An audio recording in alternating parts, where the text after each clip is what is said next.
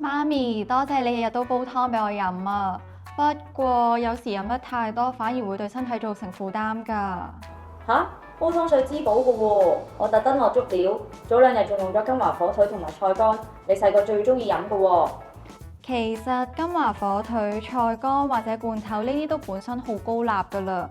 你諗下，成煲湯嘅鹽分都濃縮晒喺入邊，飲一碗可能已經攝取咗一日所需嘅一半鹽分㗎啦。唔係啩？咁我哋飲咗幾十年都係咁啦，唔通鹹啲就唔健康咩？金華火腿好貴㗎。